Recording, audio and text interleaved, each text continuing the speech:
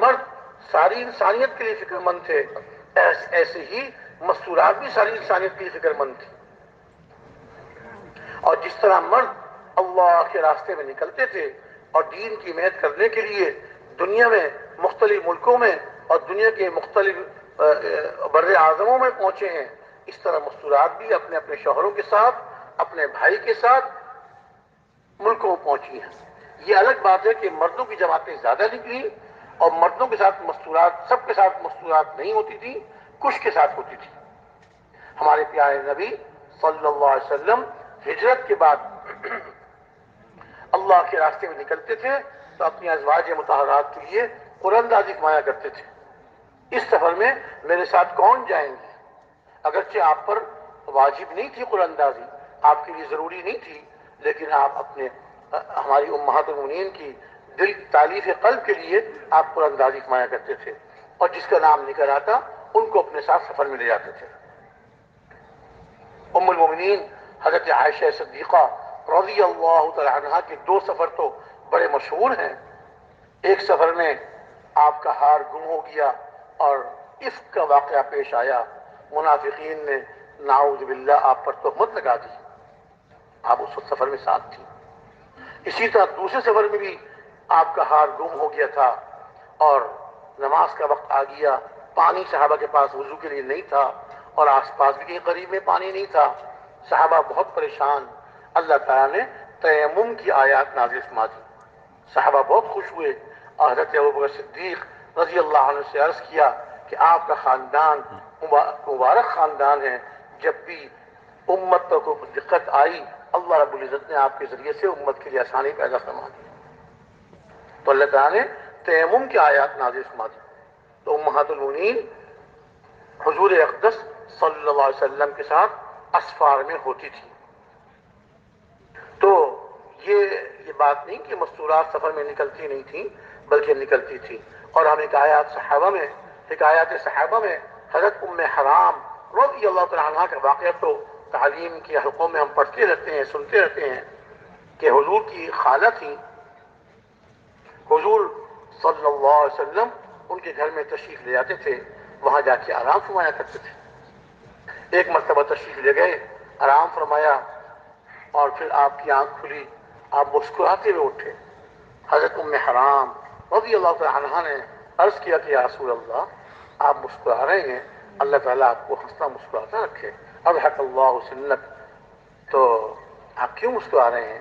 ارشاد فرمایا کہ مجھے خواب میں اپنی امت کی جماعت دکھائی گئی ہے، مجھے خواب میں اپنی امت کی جماعت دکھائی گئی ہے جو سمندر میں سفر کر رہی ہے اور اتنے اچھے لگ رہے ہیں، اتنے اچھے لگ رہے ہیں گویا کہ بادشاہ اپنے تخت پر بیٹھے ہیں. یعنی جیسے بادشاہ اپنے تخت پر بیٹھے ہوئے لوگوں کو اچھے لگتے ہیں. اور جیسے کہ ہم سنتے ہیں اب تو عام طور سے بادشاہتیں نہیں رہیں، عام طور سے نہیں رہیں، لیکن پہلے زمانے میں جو بادشاہ ہوا کرتے تھے وہ عمدہ زربرق لباس پہن کر، سر پہ تاج سجا کر، قیمتی تخت پر وغیرہ وغیرہ اپنے اہتمام سے بیٹھتے تھے اور بہت اچھے لگتے تھے. لوگ بہت ان پہ جو ہے رشک کرتے تھے کہ ان کو بادشاہت ملی ہوئی ہے.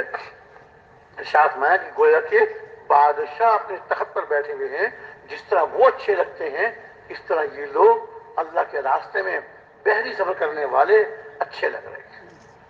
فوراً عرض کیا کہ یا رسول اللہ میری دعا فرما دیجیے کہ میں بھی اس جماعت میں ہوں، میں بھی اس جماعت میں.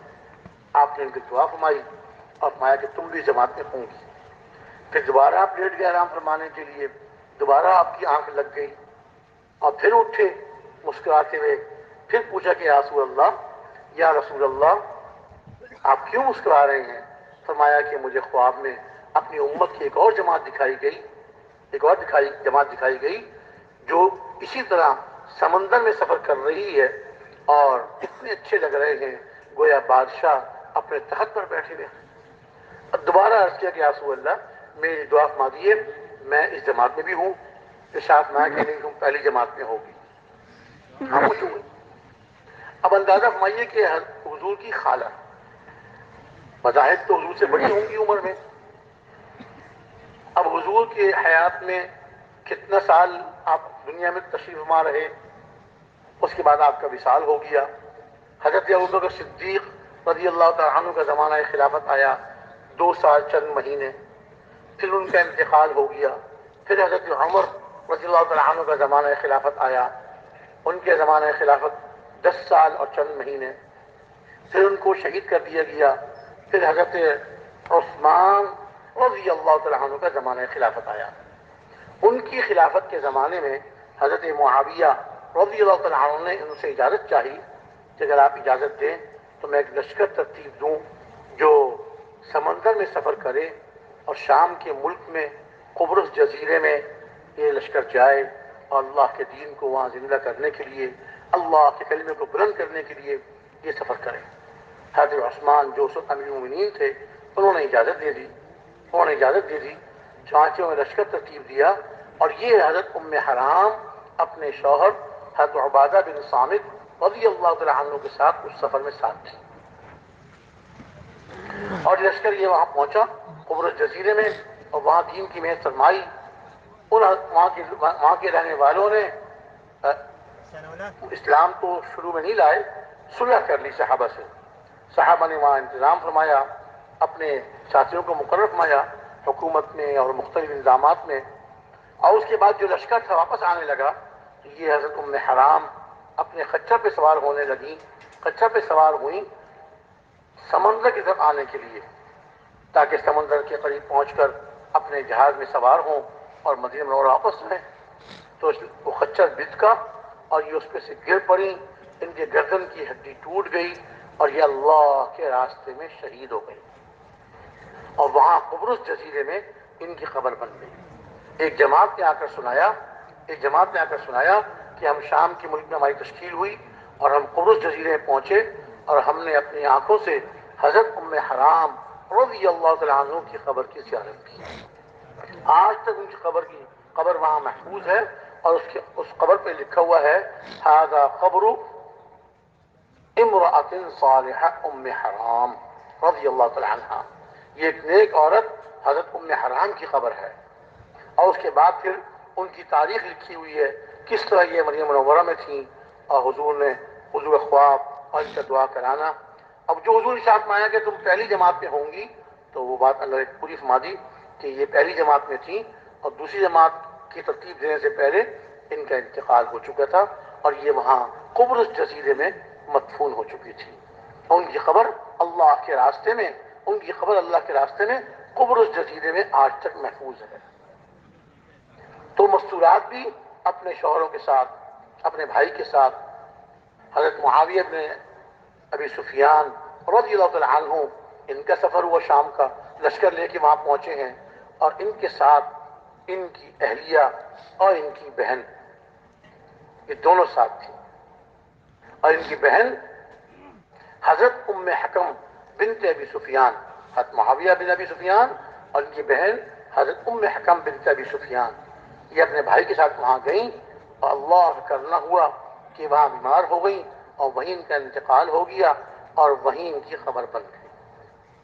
حضرت ام حرام بھی قبرص جزیرے میں مدفون ہوئیں اور حضرت ام حکم حضرت معاویہ بن ابی سفیان کی بہن اور ام المؤمنین حضرت ام حبیبہ کی بہن یہ وہاں مدفون ہو گئیں قبرص جزیرے میں. اور حضرت معاذ کی اہلیہ یہ بھی حضرت فاختہ بنت قرظہ یہ بھی اپنے شوہر کے ساتھ اس جزیرے میں گئی تھیں. یہ تو واپس آ گئیں اور ان کی قبر وہاں بن گئی. ایسے ہی حضرت معاذ بن جبل رضی اللہ تعالیٰ عنہ بڑے مشہور صحابی ہیں جن کو حضور اکرم صلی اللہ علیہ وسلم نے یمن کا معلم بنا کر بھیجا تھا، یمن کا حاکم بنا کے بھیجا تھا. اور ان کا واقعہ اس میں فضائل اعمال میں ہے کہ جب حضور کو روانہ فرما رہے تھے ارشاد فرمایا تھا کہ اے معاذ اب تم جا رہے ہو، واپس آؤ گے تو مجھ کو نہیں پاؤ گے، میری قبر پہ سے گزرو گے. حضرت معاذ رونے لگے، آنسو سے رونے لگے. حضور نے منہ تو فرما لیا، حضور کے بھی آنسو بہنے لگے. پایا کہ جو بھی کہیں بھی ہو میرا کام کرنا ہے وہ میرا ہے. اور یہ وہاں پہ یمن تشریف لے گئے. یہ وہ حضرت معاذ بن جبل یہ بھی شام کے ملک میں تشریف لے گئے تھے، حضرت خالد بن ولید رضی اللہ تعالیٰ عنہ نے ان کو بھیجا تھا وہاں شام میں قبرص کے قریب بعلبک ایک قلعہ تھا، اس کا محاصرہ کرنے کے لیے ان کو بھیجا تھا، اور ان کی اہلیہ ان کی بہن ان کے ساتھ تھی۔ اور میں کر رہا ہوں کہ جس طرح مرد اللہ کے دین کے لیے اللہ کے راستے میں نکلتے تھے اور اللہ کے راستے کی مشقتوں کو برداشت کرتے تھے، ایسے ہی مستورات بھی اللہ کے راستے میں نکلنے کا شوق رکھتی تھیں اور اللہ کے راستے کی مشقتوں کو برداشت کرتی تھیں۔ اور جس طرح صحابہ یہ یقین کر چکے تھے کہ یہ دین کی محنت کرنا اور دین پوری دنیا میں زندہ ہو جائے اس کی ذمہ داری ہمارے اوپر ہے، ایسی مستورات بھی یہ سمجھتی تھیں کہ اللہ کا پورا دین، اللہ کے احکامات اور حضور اکرم صلی اللہ علیہ وسلم کے طریقے اور آپ کی سنتیں پوری دنیا میں زندہ ہو جائیں، یہ ہماری ذمہ داری ہے۔ اور اس کے لیے مستورات بھی فکر مند ہوتی تھیں، اپنے مردوں کے ساتھ اللہ کے راستے میں نکلتی تھیں اور گھروں میں رہ کر بھی دعائیں کرتی تھیں اور اعمال میں مشغول رہتی تھیں، ذکر میں، تلاوت میں، دعاؤں میں، اور تہجد میں اٹھ کر امت کے لیے دعائیں فرمایا کرتی تھی۔ حضرات امہات المؤمنین رضی اللہ تعالیٰ عنہن اجمعین ذکر میں، تلاوت میں اور تعلیم و تعلم میں مستورات ان کے پاس آتی تھیں اور آ کر مسائل پوچھتی تھیں۔ حضور اقدس صلی اللہ علیہ وسلم سے جو مسائل انہوں نے سیکھے ہوئے ہوتے تھے، خاص طور سے مستورات کے مخصوص مسائل، وہ امہات المؤمنین مستورات کو بتا دیا کرتی تھی۔ اور اسی طرح گھروں کی جو تعلیم ہوتی تھی وہ امہات المؤمنین مستورات کو سکھایا کرتی تھی۔ تو مستورات بھی، امہات المؤمنین بھی اور صحابیات بھی، جس طرح حضرت ام حرام رضی اللہ تعالیٰ عنہا کا قصہ حکایت صحابہ میں موجود ہے، اسی طرح حضرت ام شریک کا قصہ بھی ہم پڑھتے رہتے ہیں حکایت صحابہ میں، کہ گھروں میں جا کے مستورات کو دعوت دیا کرتی تھی۔ مکہ مکرمہ میں کفار شام و گھر میں آتے تو آ کر دیکھتے کہ گھروں میں جو ہے مستورات، ان کے تو بول بدلے ہوئے ہیں، ان کے تو باتیں بدلی ہوئی ہیں، اور یہ تو ایسی باتیں کر رہی ہیں کہ جس طرح یہ جو بے دین ہو جاتے ہیں، باپ دادا کے مذہب کو چھوڑ دیتے ہیں، نعوذ باللہ بے دین کہا کرتے تھے وہ لوگ، اس طرح کی باتیں کر رہی ہیں۔ یہ کون ہمارے گھروں میں آتا ہے ہمارے پیچھے اور ہماری مستورات کا ذہن خراب کر دیتا ہے؟ کھوج لگاتے حضرت ام شریک رضی اللہ تعالیٰ عنہا کا نام آیا، اور اب سب جمع ہوئے کہ کیا سزا دینی چاہیے، یہ تو مکہ مکرمہ میں رہنے کے قابل نہیں ہے اور یہ ہماری عورتوں کو خراب کرتی ہے۔ اب حضرت ام شریک ذمہ داری سمجھتی تھی کہ یہ دعوت دینا اور ایک ایک مستورہ کو اللہ کی طرف بلانا اور بے دینی سے ہٹانا، یہ جو مرد اور یہ مستورات اللہ کے منہ کو توڑ رہے ہیں، اس سے ہٹا کر اللہ کے احکامات پر اور جناب رسول اکرم صلی اللہ علیہ وسلم کے طریقوں پر لانا، اس لیے کہ ساری دنیا کے انسانوں کی کامیابی اللہ کے حکموں کی پورا کرنے میں اور جناب رسول اکرم صلی اللہ علیہ وسلم کے طریقوں پر چلنے میں ہے۔ اب انہوں نے جمع ہو کر یہ طے کیا کہ اس خاتون کو مکہ مکرمہ سے نکال دیا جائے، ملک بدر کر دیا جائے، اور جہاں سے شادی ہو کر آئی ہے اس کو وہیں بھیج دیا جائے۔ چند کافر مقرر کیے کہ اس کو لے جاؤ اور اس کے ماں باپ کے، اس کے میکے میں چھوڑاؤ۔ اب کفار کو جو ناراضگی تھی اور کفار کو جو صحابہ سے اختلاف تھا وہ ان کی دعوت دینے کی وجہ سے تھا، ورنہ مکہ مکرمہ میں تو اور مذاہب والے بھی تھے، نصارہ بھی تھے اور دوسرے مذاہب والے بھی تھے، کفار انہیں کچھ نہیں کہتے تھے، بھئی تمہارا اپنا مذہب ہے، ہمارا اپنا مذہب ہے۔ لیکن صحابہ اور اسی طرح صحابیات رضی اللہ تعالیٰ عنہم اجمعین جو دعوت دیا کرتے تھے اور جن کی دعوت دینے سے کفر پہ چوٹ پڑتی تھی اور اللہ تعالیٰ حق کو زندہ کرتے تھے، حق زندہ ہوتا تھا اور باطل پہ چوٹ پڑتی تھی، اس سے کفار ناراض ہوتے تھے اور ان کی مخالفت کرتے تھے۔ اب یہ حضرت ام شریک اگر ایک جملہ فرما دیتی اب آئندہ میں دعوت نہیں دیا کروں گی، تو کفار کچھ نہ کہتے ان کو، ملک بدر نہ کرتے ان کو، اپنے شہر مکہ مکرمہ سے نہ نکالتے، لیکن یہ ماشاءاللہ صحابیت تھیں اور یہ سمجھ گئی تھی کہ یہ میری ذمہ داری ہے۔ مستورہ ہونے کے باوجود وہ ان کی اپنی ذمہ داری کو سمجھتی تھیں، اور کفار نے جب یہ طے کیا اس کو برداشت کرنے کے لیے تیار ہو گئی کہ میں مکہ مکرمہ جیسا مقدس اور پاکیزہ شہر چھوڑ سکتی ہوں، لیکن دعوت والی محنت نہیں چھوڑ سکتی۔ دعوت والی محنت جو میری ذمہ داری ہے، اللہ نے میرے ذمہ لگایا ہے، اس کو میں نہیں چھوڑ سکتی۔ چنانچہ وہ کفار لے کر چلے ان کو، اور اتنی سختی ان پر کی، اتنا ان کا ظلم روا رکھا کہ خود تو سواریوں پہ سوار تھے اور ان سے کہتے تھے پیدل چلو۔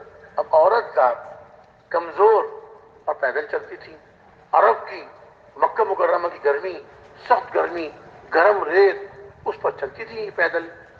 اور جب یہ کفار کہیں پر پڑاؤ ڈالتے تو خود تو خیمہ لگا کر اپنے خیمے میں جا کے آرام کھاتے پیتے آرام کرتے، اور ان کو باہر گرمی میں دھوپ میں چھوڑ دیتے۔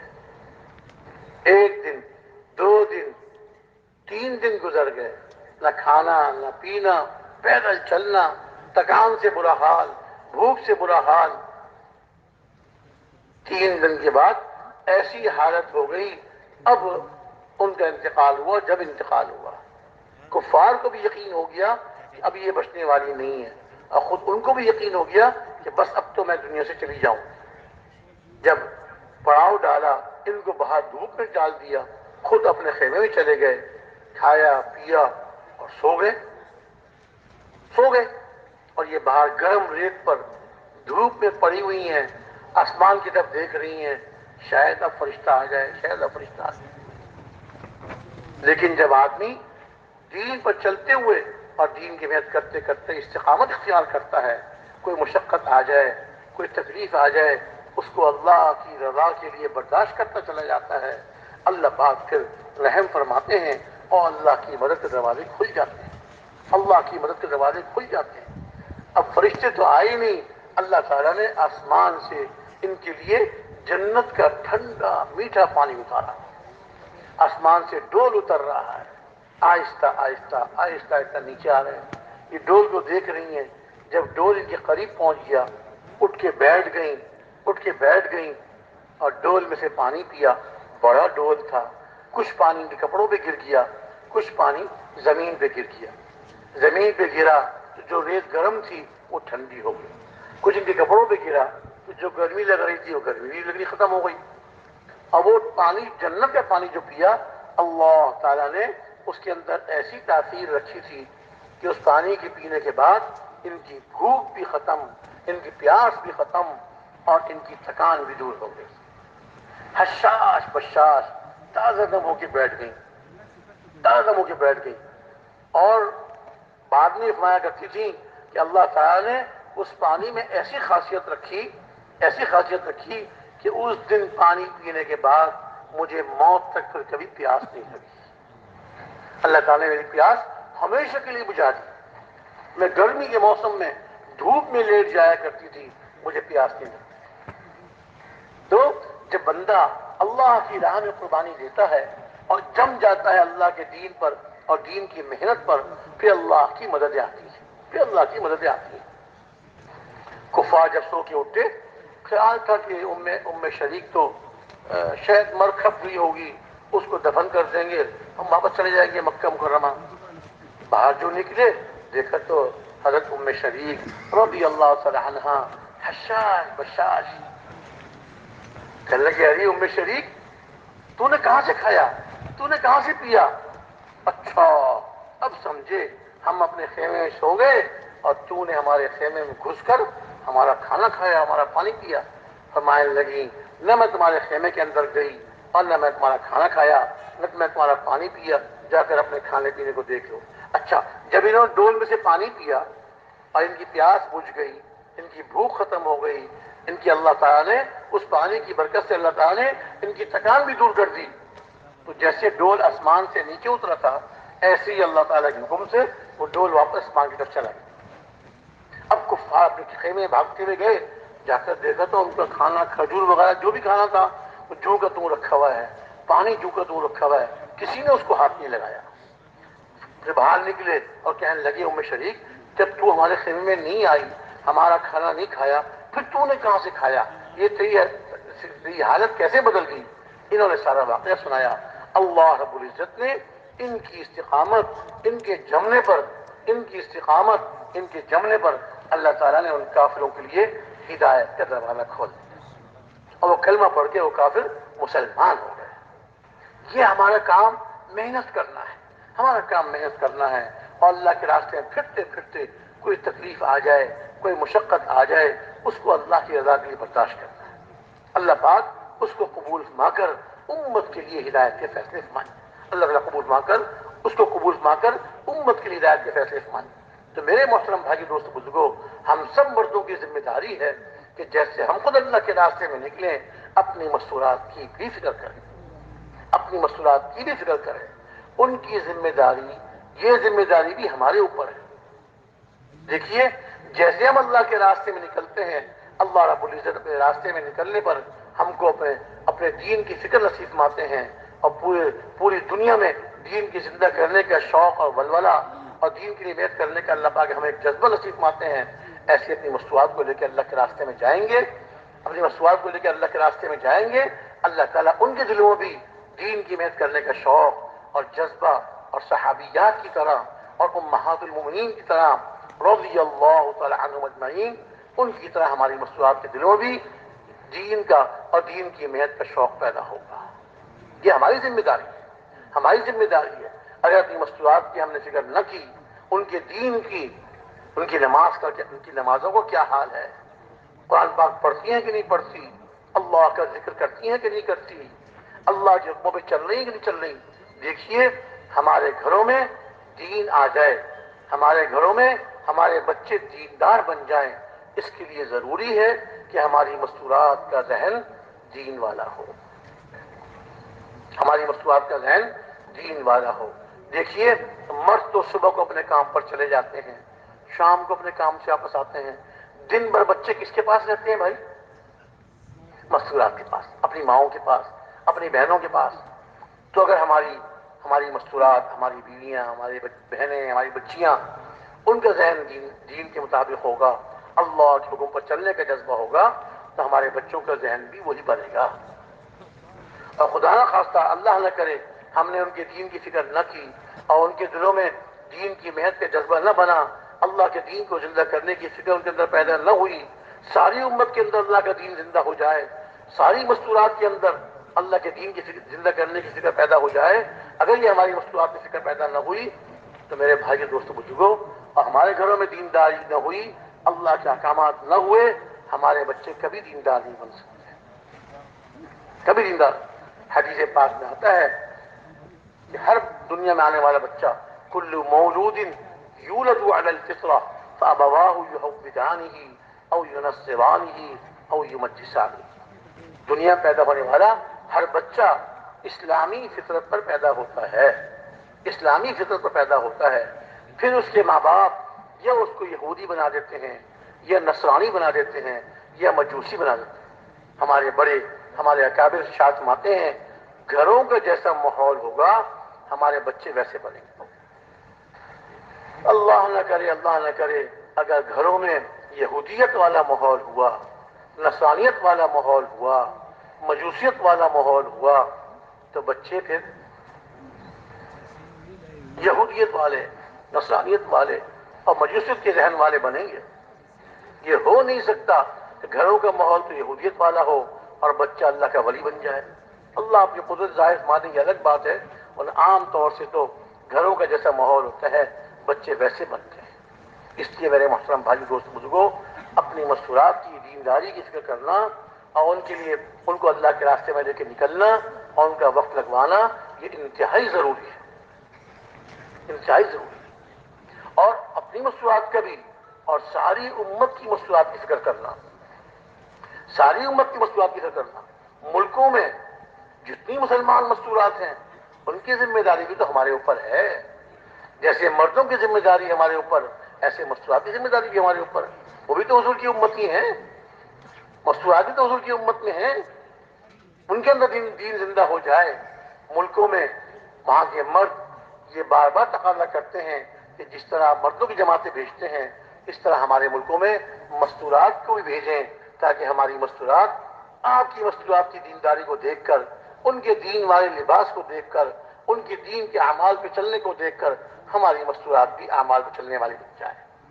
ہماری جماعت کرغزستان کے ملک میں گئی۔ کرغزستان یہ روس کی ایک ریاست ہے۔ کئی سال پہلے کی بات ہے، جبکہ ہمارے مفتی جان اللہ الدین صاحب، حضرت قاضی عبد القادر صاحب، بھائی محمد افضل صاحب رحمۃ اللہ علیہ، بھائی محمد لطیف صاحب، یہ ہمارے جو بزرگ دنیا جا چکے ہیں، اللہ تعالیٰ ان سب کے درجات کو بلند فرمائے، ہماری طرف سے، پوری امت کی طرف سے ان کو بہترین بدلہ عطا فرمائے۔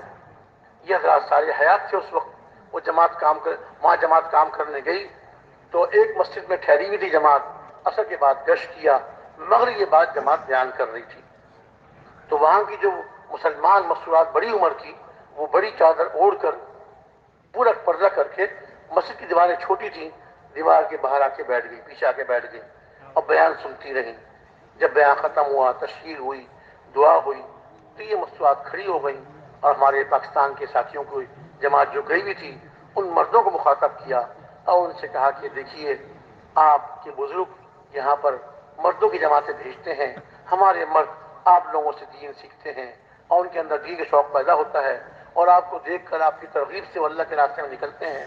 ہم مستورات بھی تو آپ کی دینی بہنیں ہیں، ہم مستورات بھی تو آپ کی دینی بہنیں ہیں۔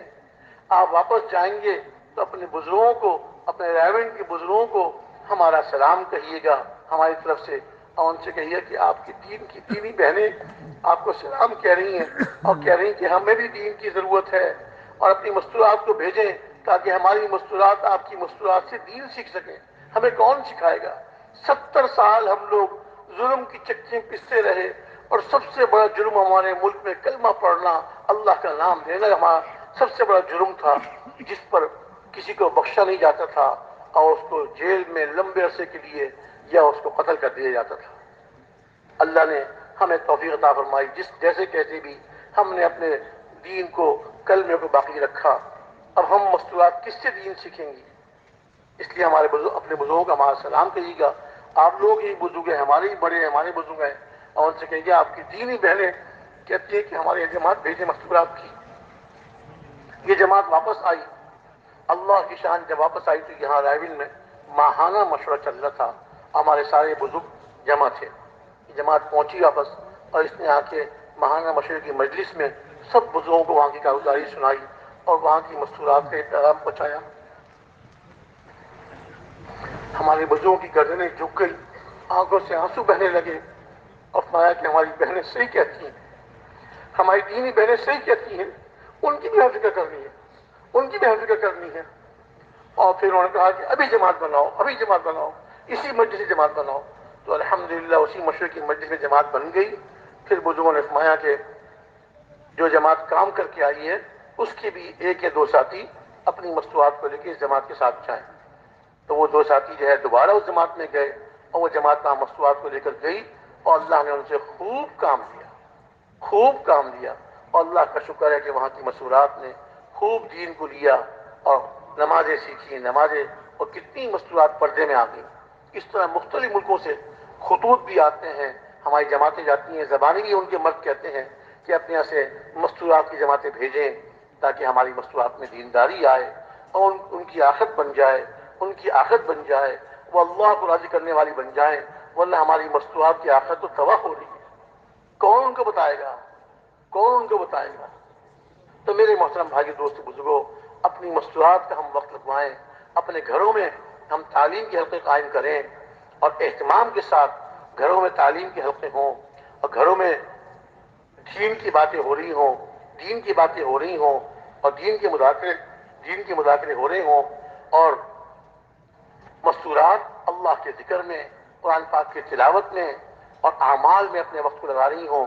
گھر کے کاموں کو مختصر وقت میں کر کر باقی سارا وقت اعمال میں لگائیں۔ لیکن یہ جبھی ہوگا جب کہ ہماری مستورات کا بھی ذہن بنا ہوا ہوگا، اور ہمارے گھروں کے ماحول ایسے نہیں ہیں، ہمارے گھروں کے ماحول آج ایسے نہیں ہیں کہ ہماری مستورات گھروں کے ماحول میں رہتے ہوئے دیندار بن جائیں اور دین کی فکر پیدا ہو جائے۔ اس کے لیے تو ہمیں اپنے گھروں کو چھوڑ کر اپنی مستورات کو لے کر اللہ کے راستے میں نکلنا ہوگا اور ان کا وقت لگوانا ہوگا، تو انشاءاللہ پھر ان کے اندر دین کی فکر پیدا ہوگی اور دین کے اعمال کا شوق پیدا ہوگا۔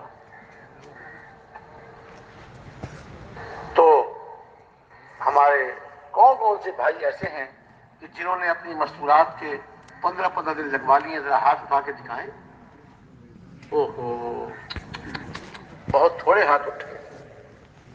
ہمارے حضرت مولانا احسان صاحب مدثر العالی جب جماعتیں یہاں آتی ہیں تو ان سے پوچھتے ہیں اپنی مستورات میں کتنا وقت لگوایا؟ تو ان کا وقت تو نہیں لگوایا۔ بات ہے کہ آپ خود تو الحمدللہ ملک کے اندر پھر رہے ہیں اور ملک کے باہر 7 مہینے کے سال کے لیے جا رہے ہیں، یعنی گویا آپ خود تو تبلیغ کے آسمان پہ اڑ رہے ہیں، اور اپنی مستورات کو آپ نے اتنا بھی موقع نہیں دیا کہ وہ تبلیغ کی زمین پہ چلنے والی بن جائے، سر و زمین لگوایا۔ اچھا اتنا بتا دیجئے کہ آپ میں سے کتنے بھائی ایسے ہیں جنہوں نے اپنی مستورات کے سروزے لگوائے؟ الحمدللہ، یہ تو کچھ ہاتھ الحمدللہ کافی ہاتھ اٹھ گئے ہیں، لیکن بھائیوں سے روزہ کافی نہیں ہے۔ 3 سے روزے لگ جائیں، 4 سے روزے لگ جائیں، پھر اپنی مستورات کو لے کے 15 دن کے لیے تشکیل کروائیں۔ 15 دن لگ جائیں پھر چلے کے لیے لے کر آئیں ان کو، چلہ لگ جائے تو پھر انشاءاللہ اپنے مرکز کی شورا والوں کے مشورے سے 3 مہینے کے لیے ملکوں میں لے کر جائیں۔ جس طرح اللہ تعالیٰ ہم سے کام لیں، پوری دنیا کی ہمارا عزم ہے کہ وہی آپ سب کو پوری دنیا میں جانے کا عزم ہے کہ نہیں بھائی؟ سب کا عزم ہے نا بھائی؟ پوری دنیا میں جائیں گے، اللہ کے دین کو زندہ کریں گے انشاءاللہ۔ اسی طرح بھائی جس طرح ہم سب کا پوری دنیا میں جانے کا عزم ہے، اس طرح اپنی مستورات کے لیے بھی عزم کریں کہ اپنی مستورات کو بھی لے کر انشاءاللہ پوری دنیا میں جائیں گے۔ بتائیے کون کون سے بھائی تیار ہے پوری دنیا کی مستورات کو لے جانے کے لیے؟ سب تیار ہیں انشاءاللہ؟ دیکھیے یہ آپ جو ہاتھ اٹھائے ہیں، عزم کیا ہے، یہ اللہ سے وعدہ کر رہے ہیں آپ لوگ۔ اب اس کے لیے اپنی تیاری کرنی، مستورات کا وقت لگوانا، سے روزے لگوانا، 15 دن لگوانا، پھر چلہ لگوانا، اور پھر اس کے بعد ترتیب آپ کو مرکز والے بتا دیں گے کتنا وقت ہے، یہ میں تفصیل عرض کروں یہ تو آپ کو ترتیب معلوم ہو جائے گی۔ ان کے خواہش پورے کرا کر پھر ان کو جو ہے ملکوں میں لے کر جائیں، اور انشاءاللہ تعالیٰ جس طرح ہم ملکوں میں جاتے ہیں اللہ تعالیٰ ہمارے ذریعے سے اللہ تعالیٰ لوگوں کو ہدایت نصیب فرماتے ہیں۔ ہدایت تو اللہ ہی دیتے ہیں، ہم نہیں دیتے، ہم تو محنت کرتے ہیں ٹوٹی بوٹی ہے، پتہ ہے ہم کیسی محنت کرتے ہیں، ٹوٹی بوٹی محنت کرتے ہیں، اللہ تعالیٰ قبول فرما کر لوگوں کی ہدایت کا ذریعہ بناتے ہیں۔ ایسے ہی اپنی مستورات کو لے کے جائیں گے تو اللہ تعالیٰ مردوں کی بھی ہدایت کا ذریعہ بنائیں گے، اور انشاءاللہ تعالیٰ ہماری مستورات کے ذریعے سے اللہ پاک مستورات کو بھی ہدایت کا ذریعہ بنائیں گے انشاءاللہ۔ سب تیار ہیں نا انشاءاللہ؟ ہاں، اب درخواست یہ ہے کہ مغرب کی اذان میں تھوڑا وقت رہ گیا، میرے خیال ہے 15-17